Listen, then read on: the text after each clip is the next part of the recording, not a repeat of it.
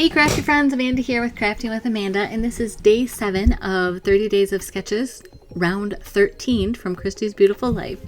Our sketch today is this one from Cheryl Ashcraft, and you can see it up here in the left corner. I pulled these photos again from our 1997 Walt Disney World Adventure, and you can tell that we are just kind of having fun. We went in October, like the end of October, over Halloween, so the weather was perfect. I think every day, maybe not even every day, there was a little bit of rain, but we had umbrellas and we were prepared for it, and for the most part I don't even remember it bothering us.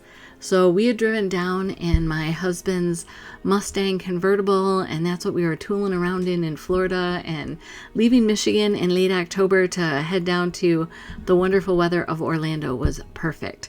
So here I am auditioning different matte colors, and I've decided on the black, and then I'm going to use, this is a screen for cooking, to a splatter screen, and it's the biggest circle element that I had that was larger than 12 by 12. So all I do is trace around it, and I'll trace around the other side as well, and then cut this out, and those will be the two side circles as the sketch has shown. And it's funny, I didn't necessarily realize that I was doing a stripe pattern just like the sketch did a stripe pattern. I was just trying to use up, I don't want to say some of the busy patterns, but it's a busier pattern, and sometimes busy patterns, when you put them in with your scrapbooking, you lose your photos. The photos kind of get lost in all of the busyness of the photos. But because of the solid sapphire blue on top, I think this is just going to be perfect for the background. So again, I'm doing this on the other side, and I really am using the sketch as an inspiration, because at first my instinct was to make the right side circle kind of the top and bottom the same way that the left side circle is, just a little further away. But if you look, the top of the circle on the right is actually not on the page, just like you can now see here as I've cut it out. And I really like that.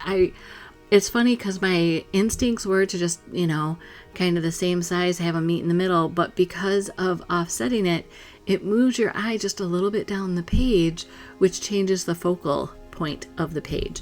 So I'm going to rough up each of the sides here, and to maximize paper so that I have more of this wonderful paper for punching out Mickey heads or using for photo frames or something else later on these pages this month for this album, I went ahead and cut that out. So here I'm just gluing on my sapphire semicircle pieces, and then the layout, it kind of works itself out from here, other than the embellishments. And for me, that's kind of where I tend to have my fun, is in creating some embellishments and just deciding what embellishments I even want to use. This is going to be more of those punches that my friend Missy lent me. They just work with these pictures. I mean, what more can I say? So here I have a bucket of them, and now you can see all of the little bows that are in there, as well as the Mickey heads.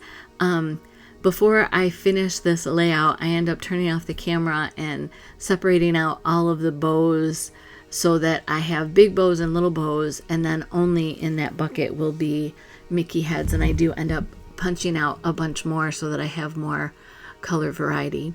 I am such a visual learner. If you watch my page for a minute, you know that I am very much a visual person, and I also like to dry fit or see what I'm going to do before I actually do it. Some call that auditioning. Again, I went and did some stash diving, and I found these embellishment, the sparkles that were from close to my heart, I'm guessing 10 years ago. And then again, using my journaling jot stamp, this is a well used, it might even be my most used stamp set, and I'm gonna make some journaling lines here. I will ask you, if you haven't already subscribed to my channel, or invite you, I should say, to go ahead and do that. You can also give a thumbs up to this video if you like it. It lets other people know that this is a good video to watch. If you have any suggestions of things you want to see, or if I gloss over something and you have a question, be sure to leave a comment. I'd be happy to answer that. And then I would also encourage you to look below the video. All of the supplies will be listed down there. There are some Amazon links to tools that I like. I do receive a thank you from Amazon if you purchase through those links. It's a way to help my channel. But there's also 2 playlists. There's one playlist that will contain just my videos for 30 days of sketches, just if you want to follow along. I typically tend to do theme or have some sort of thread that is going through all of the 30 days. This month it's Walt Disney World photos, and my thread is the color candy apple, so that has allowed me to go in many different directions.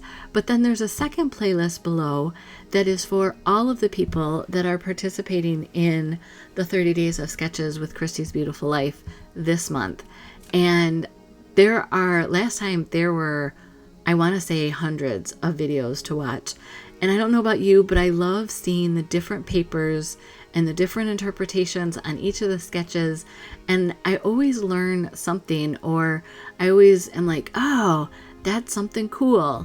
So I encourage you to go ahead and click on those playlists and check out what everyone's done. It's been so long since I've played with these sparkle gems. You can see that I was struggling to get them on the paper without losing their shape. But between that Cricut spatula, which I think is my go-to tool besides those microtip scissors, I got that figured out. And then here, I remembered from previously to go ahead and pull the carrier sheet back from those, and then you can adhere half of the shapes, arrows, I don't even know what you want to say. To me, they look like kind of a marquee calling you in sign of, look here. And I pulled the glove hand, the Mickey glove, from those Cricut cuts that I did last spring. And again, I'm trying to use the color Candy Apple Red and the Cricut cuts to be my theme throughout this whole, what will be an album at the end of this month, or at least I hope it will. I don't know if you noticed, but there are a lot more Mickey heads and colors to choose from. So I did sort out those bows and then punch some more from the different papers. And just kind of playing around, I feel like I want it to be almost like a pixie dust scattering, but then I thought about using the shimmer brush for that, and I've used the shimmer brush for highlights on some of the pages, so I just, who knows. This first week is kind of more straightforward, almost getting my feet back together under me for remembering scrapbooking, and maybe as I continue on, it'll be like, oh yeah, this is, you know, memory muscles, and I remember what I want to do. I do play with the placement of these Mickey ears for quite a while, and I save you from having to watch all that, but I don't know if you do that, but I will move one and then change the color, and then this is the wrong size, and then I want them overlapping, and it's, you know, here I am showing you exactly what I do of change my mind. This looks good. No, this doesn't look good. And it's funny, at the time that I'm doing it versus when I'm going back and editing the video, I always see things that I would do differently. But it's done. I'm okay with it. We are moving on. So my last thing for this page will be to add sparkles. I will also add some journaling under my wonderful husband in the white gel pen. I am loving that. In fact, my art 22-year-old that is with us came in the other day and wanted something that would write on dark blue cardstock, and I gave him my gel pen, and he was like, do you have more of those? I could use some of those. I was like, I gave you 3 of those when we were in California. Yeah, I think I remember using those all up. I need more. So I guess I will dig into my stash and share some of my bounty. But isn't it kind of funny that, I don't know about you, but for me, my tools tend to disappear and I will find them in the oddest places around the house. So I did do my journaling. I'm adding some kind of highlight points on the edge of Mickey's ear and cheek.